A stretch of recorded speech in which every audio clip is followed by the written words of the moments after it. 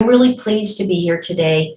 As Erica said, my name's Mardi Richmond. I'm the owner of Good Dogs Santa Cruz, and been working as a dog trainer for, I don't know, 22 years, something like that, 23 years.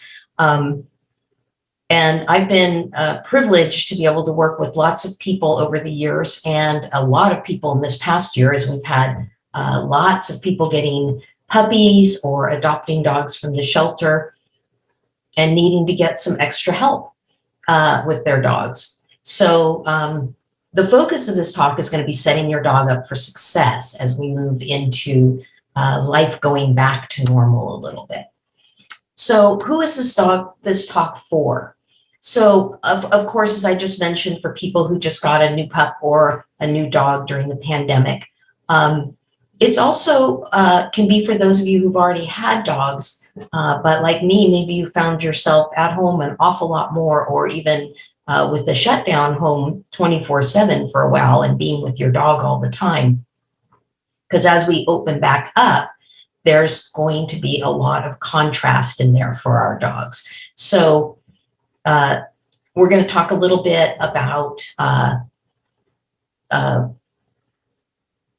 leaving our dogs, but also a little bit about people coming to our homes, because those are the two things that I've seen the most questions around and the most problems with, the most challenges with my clients in the last 6 months has been, how do we set our dogs up for success when it's time to start leaving them again?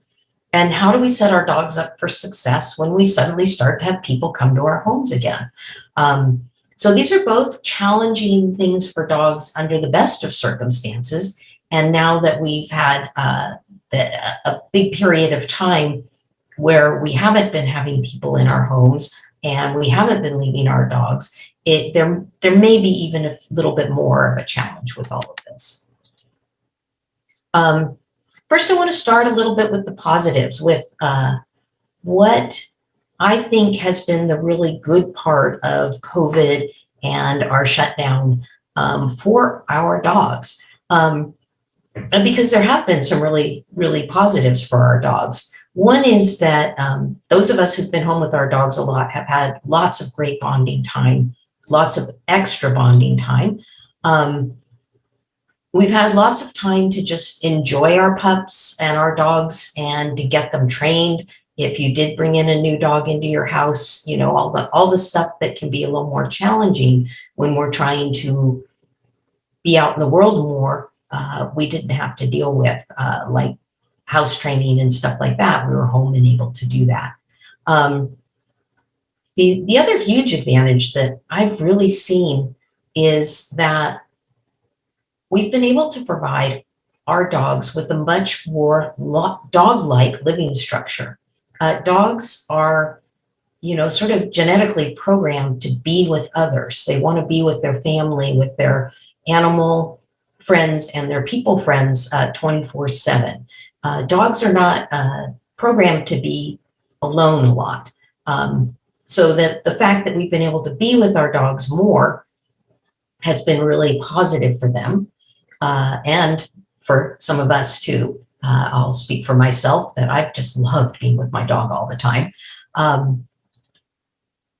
But I also want to acknowledge that there have been some really unique challenges, as we mentioned a few minutes ago. And very specifically, usually when we have new dogs in our household or even bring home a puppy, we pretty quickly and organically start to get our dogs to understand that they can be alone. It happens many times, just sort of a natural flow of life. And that hasn't happened for many of our dogs. So a lot of our pups have not learned that they can be safe when they're home alone. That separation it's you know, a little scary if they haven't learned that. They may not know what they're supposed to do when you're gone for long periods. What are they supposed to do? Are they supposed to look out the window for you? Are they supposed to play? Are they supposed to, you know, go to sleep? What are they supposed to do? They don't know these things. And just as importantly, our dogs haven't had the experience of visitors to the house. And this is huge. Having somebody come into the home is not an easy thing for dogs. And with them not having that experience for the last year, when we start to do that more, it can provide some challenges. And then I want to just take a second and acknowledge that you, the human half of the team, may also experience some anxiety around leaving your dog or around having people coming over, either for yourself or for your dog. I know just recently, most of my family members have now been vaccinated, and we had some family folks over, and boy, was I nervous about having people come into my house with my dog. I didn't know if she was going to be a good dog or a bad dog or what she was going to be doing. And it was challenging for me emotionally. So it's challenging for our dogs, but it's also challenging for us as people. A big question that I keep getting asked is, when I go back to normal life, will my dog have separation anxiety? And I just want to reassure you that that the answer to that is not necessarily, and even I would harbor to guess probably not. Most dogs learn to be alone when we go out and about and away from home pretty well. It is something that we usually have to get them used to, but that getting them used to, that training them, it is different from separation anxiety. Separation anxiety may, however, be a factor for some of these guys. So I want to just take a moment and talk about separation anxiety. Separation anxiety, what is it? It is a panic disorder. It's an anxiety attack. If you've ever had a panic attack, you may know a little bit about what that feels like. Your heart races, you can't think, you breathe heavy, you get all kind of freaked out. And that's what's happening to our dogs when they have separation anxiety. It's a physiological response and an emotional response, and all of it goes together. Separation anxiety, all of the recent research suggests that there is a super strong genetic component involved in separation anxiety. What that means is that dogs that do develop separation anxiety have been, it's not because of stuff we do that makes them have separation anxiety. Sometimes certain situations can turn on that genetic piece, but things like being home with your dog does not mean that your dog is going to have separation anxiety. There used to be some old myths floating around the internet that if you let your dog sleep with you or you otherwise pamper your pup too much, that they would have separation anxiety. And that's just wholeheartedly not true. And if your dog does have separation anxiety, it's not because you've done something wrong. And I wanted to say that because I don't want people to get into this mode of, oh, I've messed everything up. Separation anxiety is something that it's just, they have a propensity for, or they don't. Now, that doesn't mean that we can't do some things to sort of help. Prevent isn't exactly the right word, but to set them up for success as we move forward with our dogs. But before we get into that, I just want to go into a little bit of the hallmarks of separation anxiety and what those are. Separation anxiety is, when dogs have separation anxiety, they usually do things such as distressed vocalizing. And this isn't the kind of barking that your dog does when the mailman comes or when there's a squirrel outside the window.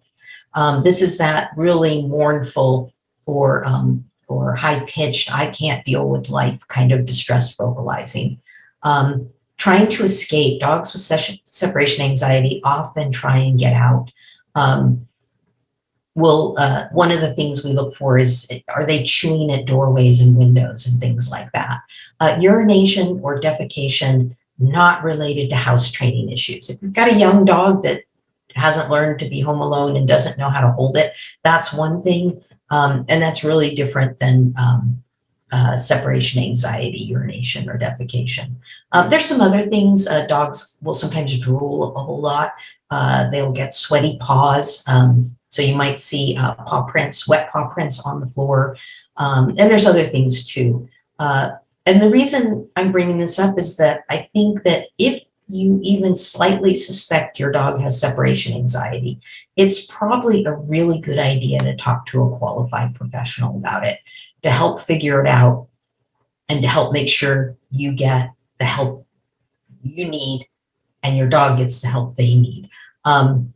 At the end of this slide talk, I'm gonna give you guys some resources on things so that if you feel like you do need some extra help, you'll have some ideas of where to look for that help. So I also want to go into what separation anxiety is not. Often dogs that haven't been taught how to be home alone get into trouble when we're not home. So I want to just bring up that, you know, this wonderful lab that's in this picture here that has shredded their toy does not necessarily have separation anxiety. A puppy getting bored after being home alone for a few hours probably doesn't have separation anxiety. A dog barking to come out of their crate or to go out of the house because they need to pee probably does not have separation anxiety. A teething adolescent, you know, adolescent dogs do a big chew push sometime between 6 months and a year. And if you've got a pup in that age range and you come home and your table leg's been chewed, or you're at the corner of your deck, or even your couch has been eviscerated, that does not necessarily mean your dog has separation anxiety. And I do want to say that it might mean that, but it doesn't necessarily mean that. Most of the time, these things are dogs that simply have not learned how to be home alone. And most of the time, these are the kind of things that we can take care of with, you know, extra exercise and teaching them what we want them to do when we're not around. So how do we set our dogs up for success? What do we want them to do when we're not around?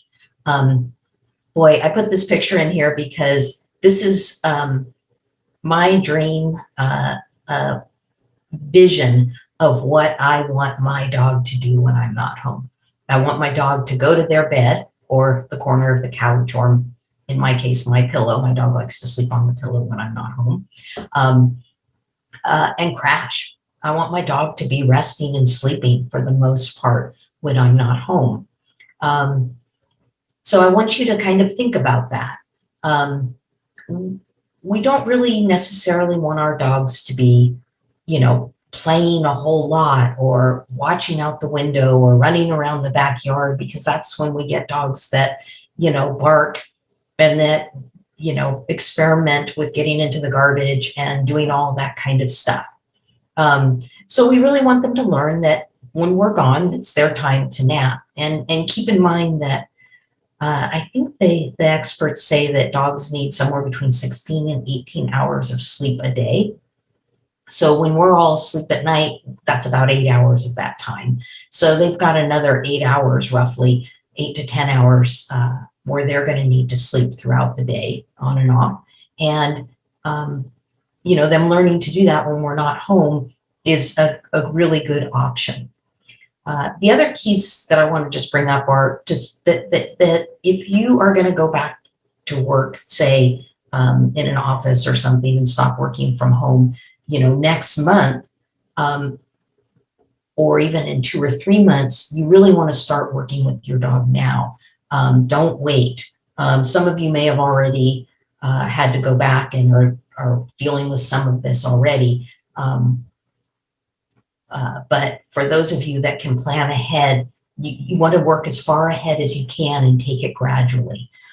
We don't want to suddenly start leaving our dogs alone. That contrast can be anxiety producing. And then The other thing is that I want you to think about that you really have to assess what your individual dog will need. And this is going to vary a lot depending on your dog's experience, their age, their genetic makeup, and generally your lifestyle. So what will your dog or puppy need? I put these two pictures on this page because I like that on the left is this senior dog that's probably pretty mellow and pretty settled in their ways and so forth. And then on the right is this young whippersnapper. And each of these dogs is probably going to need really, really different things when you go to leave them alone. So I want you to think about and assess for your own dog the following. Will your dog or puppy need to get used to a new routine? If you're going to start getting up at different times, if you're going to feed them at different times, if you're going to exercise them at different times, these are things that you want to get them used to way before we need to leave them, if at all possible. So, if you're all used to getting up at 8 and going for a 2-hour hike in the morning, and starting in, next month, you're going to have to get up at 6 and go for a 15-minute walk before you get ready for work. These are the kinds of things you want to start shifting around now. You want to get your dog used to being confined if you plan to or need to keep them in a certain part of the house for safety. Younger pups may need to be in the kitchen or cordoned off, or, if you're only going to leave them for, an hour or two, maybe even in a crate. Adult dogs who are house trained and so forth can usually be left out in the house. But, every situation is different. So you're going to think about, well, what does my dog need for safety? I found out this past year, the first 6 months when I was home almost all of the time and doing all of my training over Zoom and all that kind of good stuff, that my dog got really used to going out every hour or two and peeing. And so getting your dog used to holding their urine for longer periods of time, that can be a big deal. I had to actually, and she's an adult dog, I've had her several years, and I had to get her used to waiting again to go out when I got home after I'd been gone for several hours, rather than to go out anytime. Will your dog need, you should ask yourself this, more exercise or enrichment activities when you are around. Because if they've been sleeping all day, when you get home, they may need something to do for a little while. They may need to get used to you walking out the door. This sounds funny, but if you every time you go out the door, your dog goes with you, and suddenly you're going out without them, can be frustration producing for some dogs. So they need to know you can go out the door and you'll come back, and that's going to be okay, and that they're going to be okay when that happens. And then the last thing I really want you to think about is, will your dog or puppy need to get used to somebody else helping to take care of them? For folks who work long days, I know a lot of people use dog walkers or pet sitters coming into the house. And if your dog or puppy isn't used to that, you might want to help them get used to it before you have that happen in real life. So get to know the dog walker, have the dog walker come over a few times while you're there and come into the house, and so forth. And that can be really helpful for your dog. So they go, oh, this is just like what happened last week when my mom was here. So this is a good thing. Okay, so unfortunately, I can't give a lot of detail in a talk like this on really good step-by-step instructions on how to get your dog used to being home alone. But I'm going to give some overview, some broad strokes for you to be thinking about. And then if you feel like you need help doing this with your dog, you can get a trainer to come in and help you out with it. So some of the things that you're going to want to do is to make sure you set up a confinement area and you get your dog used to that place. Like I said, you may not need that with an adult dog. that has a free run of the house all the time. But usually with young dogs or dogs that are newer to your household, that may be true. Where will your dog be? I really like to, like I mentioned before, have it be an area where my dog is likely to nap, which is why I like to leave dogs in the house. I know some people like to leave their dogs outside. I'm not as much a fan of that because I don't think they settle as well outside. But I do think that, you know, if your dog has a nice cozy bed in the corner of the kitchen, or if your dog likes to hang out in the living room or something like that, that may be a good option for you. If you need them to stay in a very specific space where they have not had to stay before, you want to take some time and get them used to being confined in that area. You can spend a few days or sometimes a few weeks getting your dog to understand that it's a happy place to be. You can feed them in it, give them chews, and spend time with your dog in that area so it becomes part of their living space. Once your dog is used to the being in whatever area you plan to leave them in, you want to practice what I call micro leavings. So little tiny mini leavings with your dog. And this is, you know, I'm talking about this for dogs without separation anxiety, but for dogs with separation anxiety, I'll tell you the process is really similar. It's just we do it with a lot more care and a lot more gradually so that the dogs don't become anxious about the process. But what we want to do is figure out how long our dog is comfortable being alone in their confinement area. And it may be 5 minutes, it may be 15 minutes, it may be an hour, or it may be 2 seconds.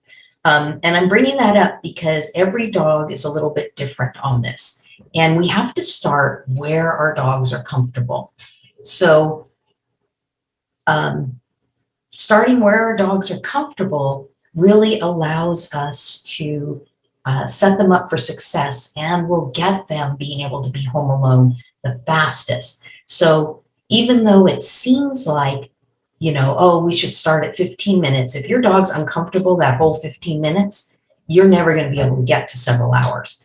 And I'll tell you, I'll give an example of when I first brought my dog home, what I did with her. So she was young.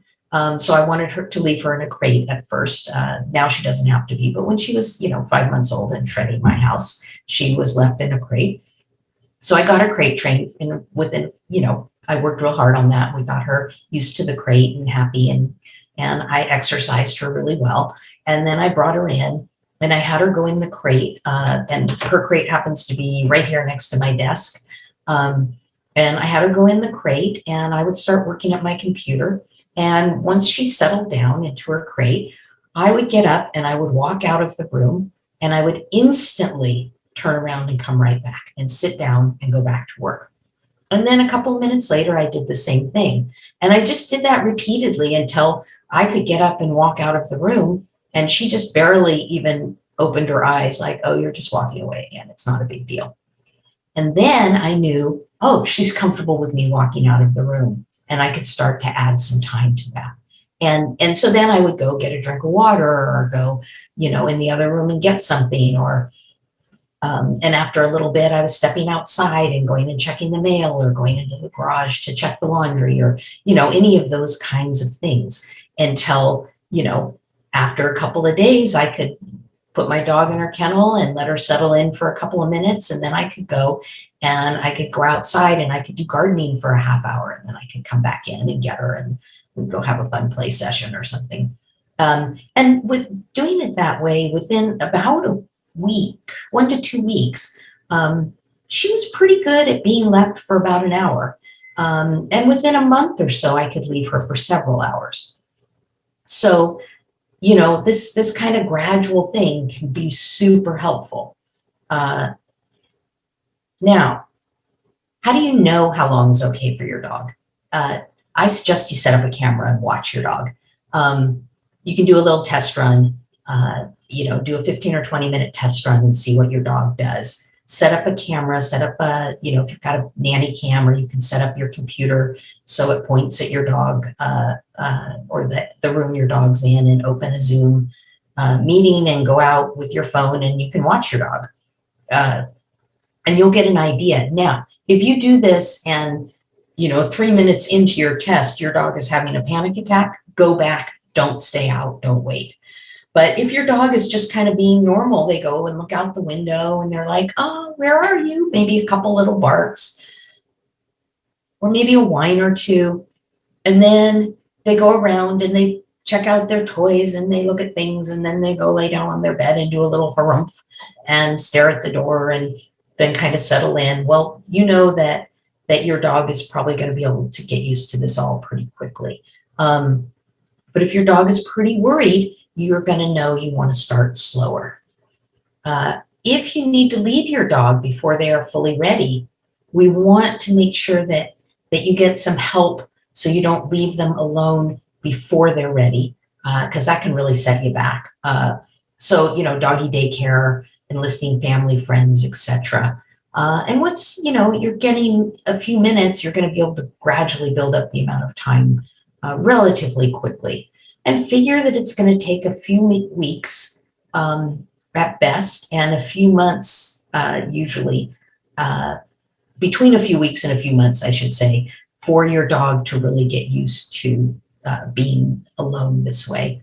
And if your dog has separation anxiety, you can think that it will probably be a couple of months.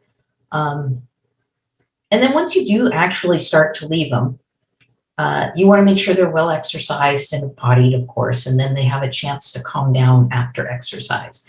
We used to make the mistake with one of my previous dogs where we'd go out and we'd run her in the morning and get her all hyped, and then come home and I'd throw her in the house and I'd grab my keys and I'd run out the door. And man, that frustrated her. So just switching that up. So I'd go out and exercise her and stuff, and then I'd come home and have breakfast, and then I'd leave. Then she was settled and it all worked out pretty well. I hope this doesn't sound too daunting, any of this stuff, you guys. It really isn't a huge thing for a lifetime of comfort for your dog. And going at your dog's pace really will get you there the quickest. You'll be much more likely to have a dog that's super happy and comfortable alone, and you'll be able to make the quickest progress. And remember, you can get help with this if you need it. There are some specialists that work with this kind of stuff, and also many just regular trainers like myself also work with it. Okay. So I'm going to change gears here just a little bit. And I want to do just a little bit more before we go into questions to just talk about visitors to the house. So visitors to the house is another thing that I've seen a ton of challenges with our COVID dogs, our COVID pups, dogs that have come to live with us during this time frame when have not been having people over. So they haven't gotten used to people coming in the house, and it's really weird for dogs when people come in when they are not used to it. It's anxiety producing. I want dogs to be kind of like this happy guy on this side here in this photo, that are just like, hey, come on in. I'm happy to see you. That's our ideal, right? But what I've been seeing a lot of are sort of two different extremes. One is the super social dog that is being hyper social.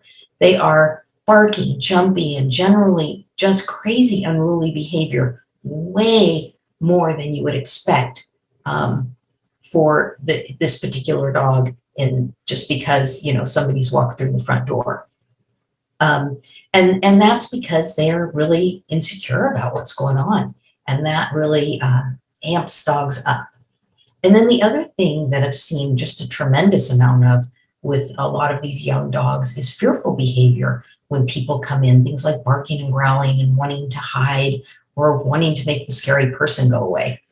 And these things have been really increased because of not having the experience of people coming to our houses when they were young, or right after we adopted them, if they're older dogs.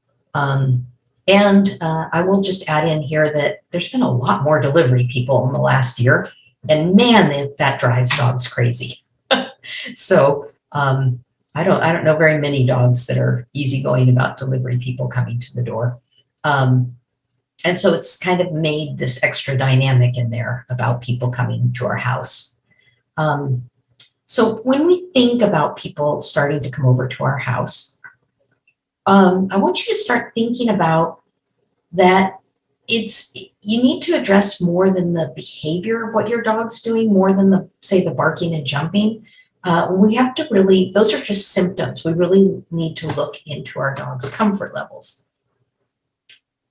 So I've had a lot of clients ask me, how do I get my dog to stop barking? Or how do I get my dog to stop jumping when people come over? And I want to ask you to reframe that question. And rather than ask, how do I get my dog to stop doing these behaviors?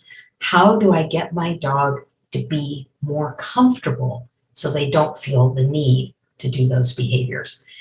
Even if we have to do a little training, after we get them comfortable, it's going to be really easy. If we're just trying to stop, say, I'm just using the example of barking and jumping. If we're just trying to stop our dogs from barking and jumping, but we're not addressing those underlying emotional things, those big feelings that the dog's having, chances are we're not going to be very successful. We're going to work really hard and not have a lot of success. So I want you to ask yourself, is your dog overexcited? Are they social but too excited? Are they insecure, lacking confidence? It looks really similar sometimes. My current dog is a highly social dog, and she gets way excited when people come over. My previous dog was a really nervous and scared dog, and she got really excited when people came over. And if you didn't know the dog, their behavior looked remarkably similar. They were both jumping, they were both barking, they were both kind of a little bit crazy cattle dogs. But I had to work with them really differently. My previous dog, I had to work on her getting more comfortable with people. And as soon as I did that, boy, her over revved up behavior went down dramatically. My dog now, I actually had to work on impulse control exercises because she was happy about seeing people, and people meant ball play and good stuff. And so I had to help her learn that she needed to calm down just a hair when people came over. And in fact, we worked mostly on channeling that energy into other things besides the people coming in. But you're going to know your dog. And if you just watch your dog, you may have a pretty good idea of what's going on. Watch their body language. Watch what they're doing. Remember that barking can be excited or scared, or sometimes just alerting, just a little bit of like, hey, somebody's there. Jumping up can be nervous or friendly. Just because a dog's jumping on people doesn't mean they are comfortable with those people. Tail wags can tell us all kinds of stuff.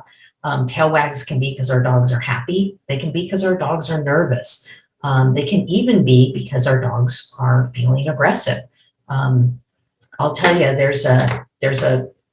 if a dog's tail, we call it tail flagging. Here's the dog's back, and their tail goes up, curls up over the back, and is moving really fast. And I'm not talking about Spitz breeds whose dogs are naturally that way, but a dog whose normal tail set is lower. That to me is a dog I'll be really careful around, because I can tell they are assertively nervous. And that's something we want to be really careful with. So if your dog's doing that, we want to help them be less nervous. Okay, so what can you do to help your dog be less nervous about people coming over? I'm going to give a quick recipe for what to do with dogs that are basically people social. They're not scared of people.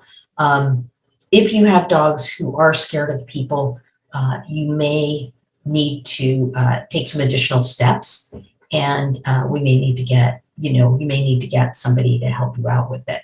But for dogs that are people social, one of the best things we can do is teach them what to do when people come over. Not knowing how to behave, not knowing what their jobs are, not knowing what is expected of them can be super anxiety producing for dogs. And when dogs are anxious, they generally don't behave the way we want them to. So I want you to think about, for your house and your life, what you want your dog to do. And that's going to look different for different families. Is it okay for your dog to bark a few times? It is for me with my dog. Will you have your dog, when somebody comes to the door, run behind a baby gate and wait while you answer the door? Or do you want your dog to go to the door with you? Both are acceptable options. Will you use a leash and get your treats? And so you've got some management going when people come in, so you can help your dog behave well. Get a picture of what that looks like in your mind. I like this cute little pitty here that's showing, wow, I can just settle here when somebody comes in.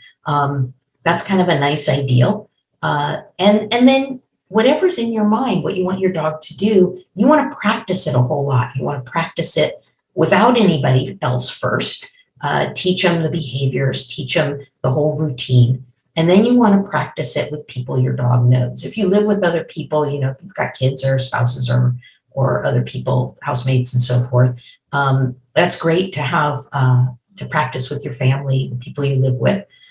You can have them go outside and then come up to the door like they're visitors, and you practice it over and over. It can take many repetitions for your dog to kind of get it. And then you can practice with people your dog knows but that don't live with you, and then with less familiar people. This is a great way to help your dog be successful when people come over. And then I really want to talk about, if you're unsure of your dog, or you're sure your dog is not comfortable, it's okay to err on the side of caution. It's okay to teach your dog to do something different, like rather than greet people at the door. My previous dog, who was a little feral pup, we taught her to run into her kennel in the other room, and we gave her a nice meaty bone when people came to the door. For her life, she was never comfortable greeting people at the door. If somebody came in and it was one of her friends, well, then after they came in, she got to come out and be social. If it was a repair person or something, she stayed in her crate, and she was visibly relieved not to have to cope with unfamiliar people. And it was a great solution. So there's no right or wrongs here. Your dog doesn't have to be happy-go-lucky with everybody that comes in. You just have to come up with a solution that you can live with and that your dog can live with. But if you're unsure of your dog, I really want to encourage you to get help from a qualified trainer. Remember that if your dog is not comfortable, we really want to work with that emotional state first, not just the overt behaviors. Okay, you guys. I want to open up for questions in just a sec, but I want to review first just real quickly where you can get help. I think we're going to send out a follow-up email after this presentation to those of you who are here, so that you'll get this information in the email. For separation anxiety, there's a great organization in San Francisco. Milena De Martini is the trainer, so it's her website, and they've got a bunch of articles on separation issues. There's self-help study classes. They can connect you with training specialists who this is what they do. They're really good at working with it. A fantastic resource for separation issues. For more general training resources, you can look on my website under, there's a resources tab. I've got articles, videos, and all kinds of other info that might be helpful for you. For example, there's a blog post on how to teach your dog what to do when people come to the door. And if you want to work with a trainer, if that's something that you feel like will be important for you, I would say call me, except I'm not currently able to take on new clients. So I put together a referral list of other positive reinforcement dog pros in our area, people who work with similar training methods to those that I use, and who are very, good at helping people and dogs with the kindest, gentlest methods possible. Okay. So thanks so much for listening to this talk. Cookies for all of you for caring so much about your dogs. In just a moment, I'm going to take away this screen sharing in the PowerPoint, and we'll do questions. And all questions are fair game, so please feel free to bring up whatever you'd like. And then I just want to make a plug here to take a few minutes at the end to visit the shelter website, and if you are able to make a donation to the shelter for bringing you this this presentation and talk. It's always good to support the folks that help our neediest animals. And thanks. Okay, give me a sec to stop the sharing. Hey, it worked. Okay, guys. I want to thank you for listening to my talk, and I hope it was helpful and informative. And Erica, I'm going to let you take over and moderate questions. Great. I think I can speak for everyone. Thank you, Marty, for that great talk. I know I learned some things, and my own dog, he's going to try some new things this week.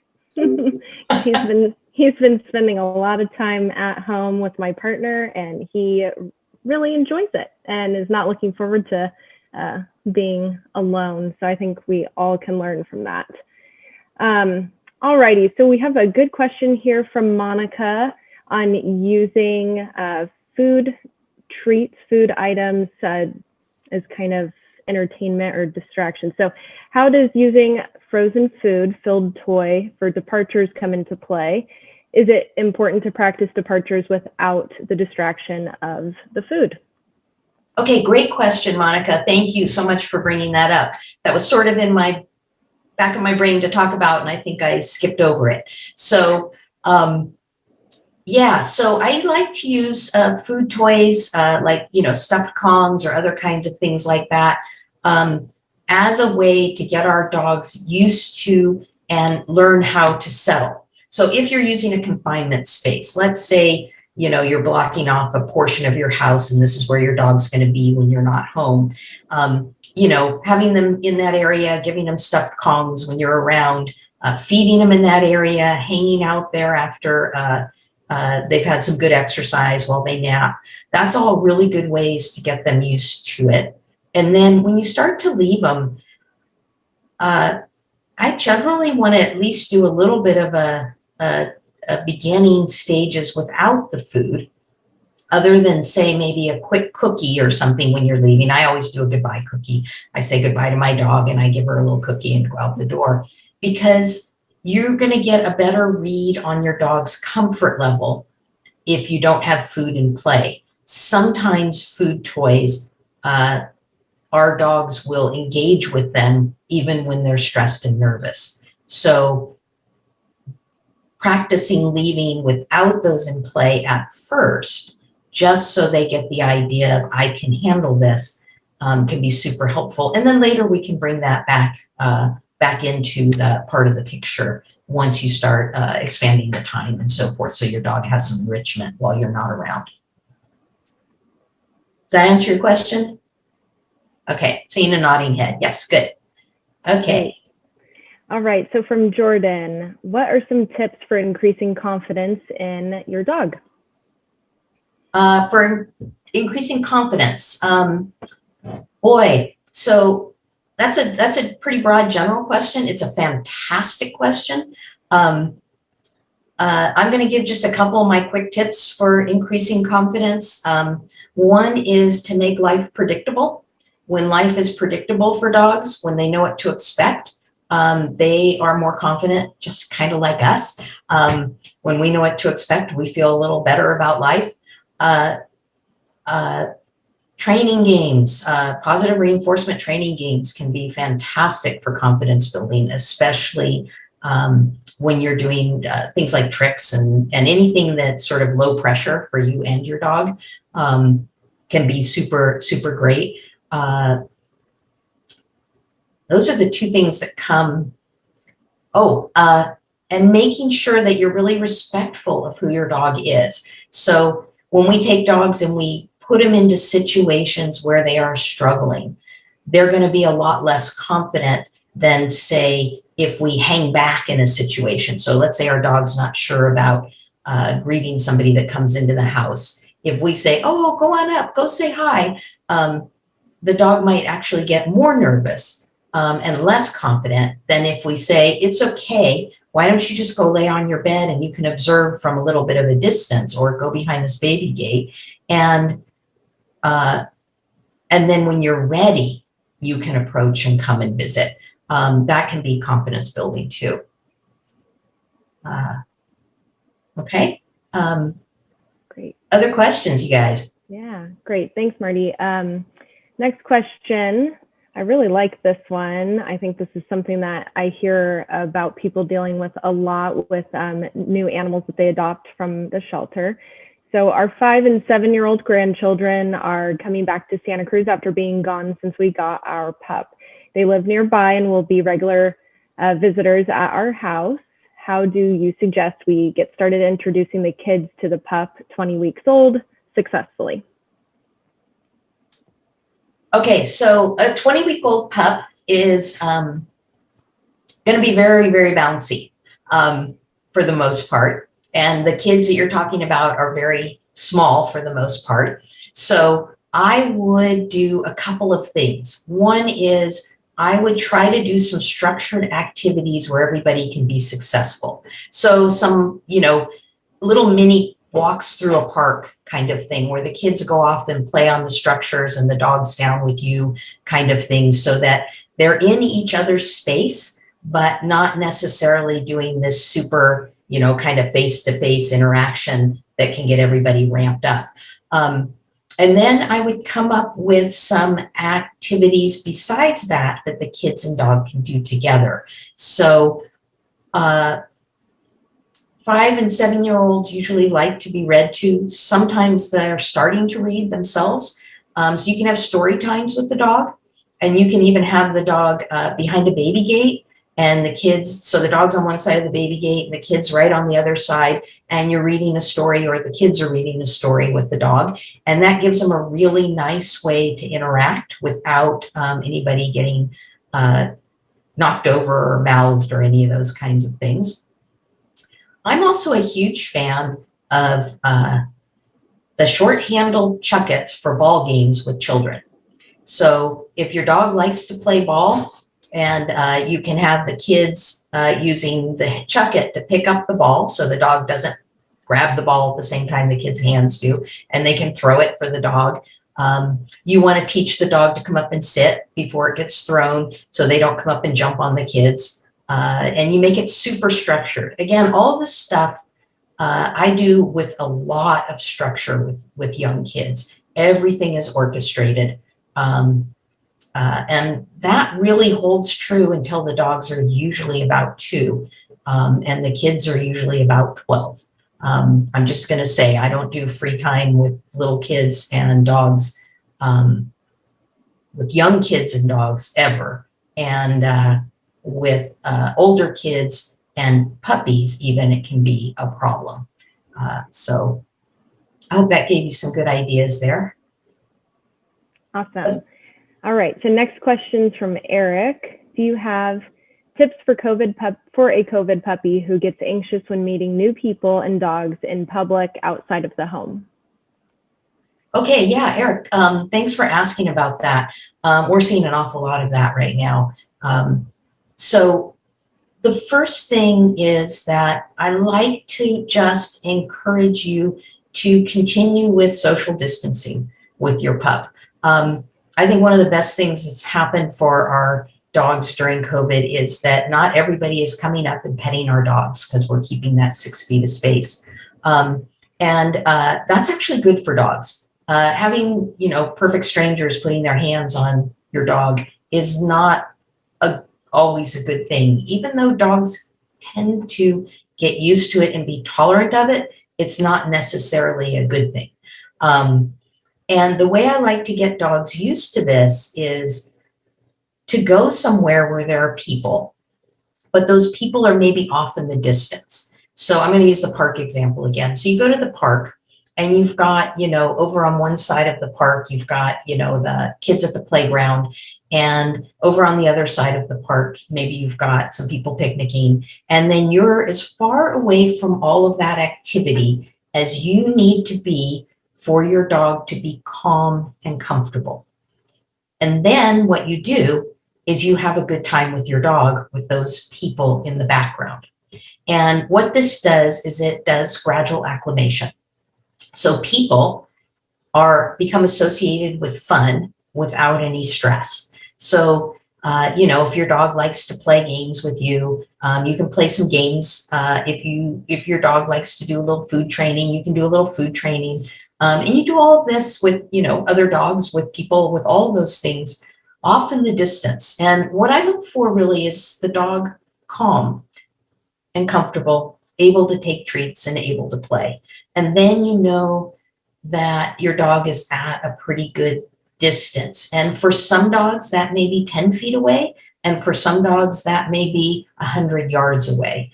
So you really got to see who that dog is. Once they're comfortable and they're engaging at whatever distance that is, you can gradually over time move them closer and closer, keeping that comfort level. So over time, meaning, over weeks, if you go, let's say you go to the park a couple times a week, maybe over several weeks, you go from, being 50 feet away to being 25 feet away.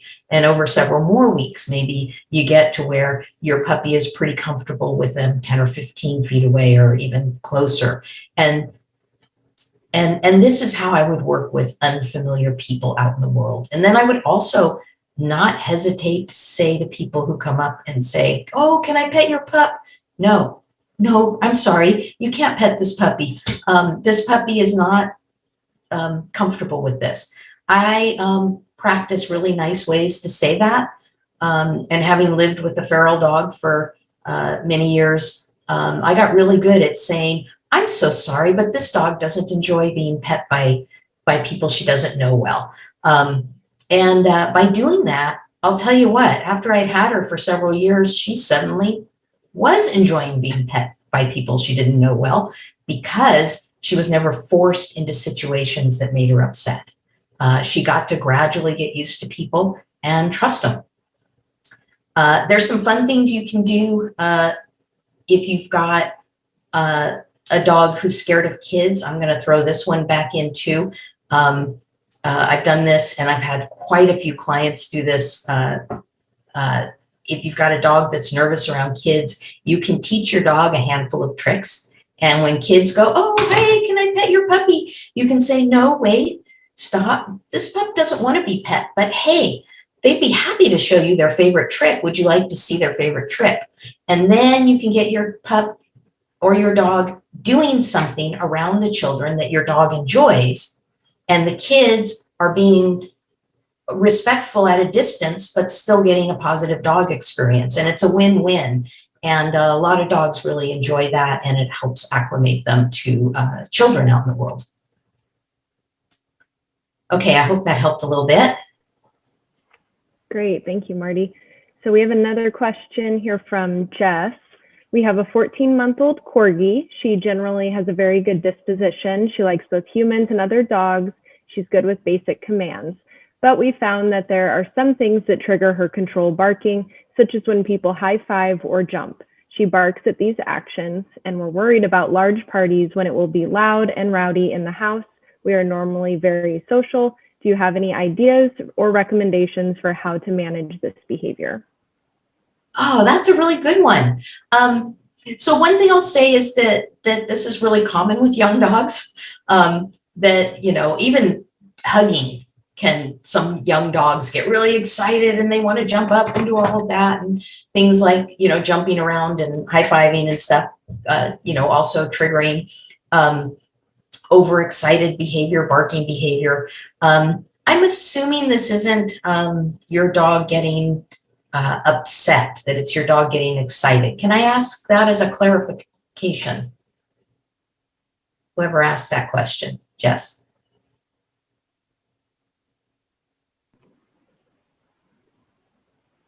Erica, is there an answer to that?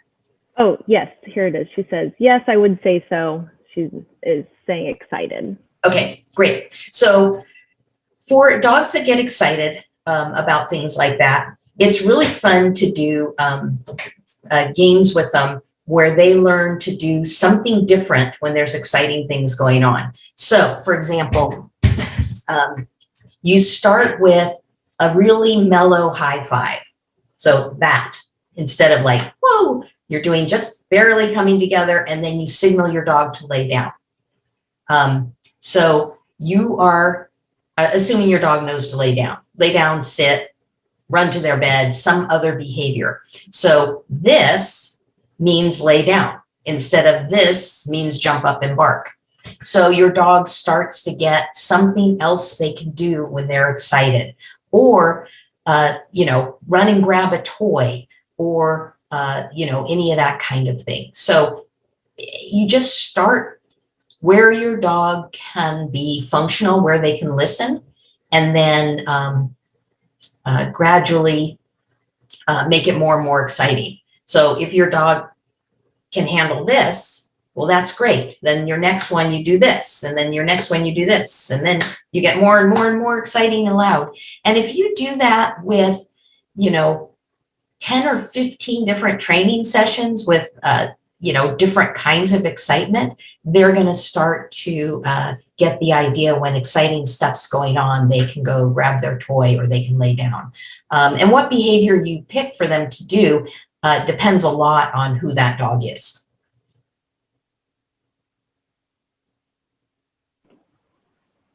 Great. Just so you know, Marty, Jess did say, thank you so much. That is super helpful. Oh, good, good. So that looks like that's all the questions that have been typed so far.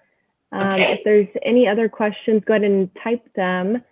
But I think that kind of puts us right at a good time.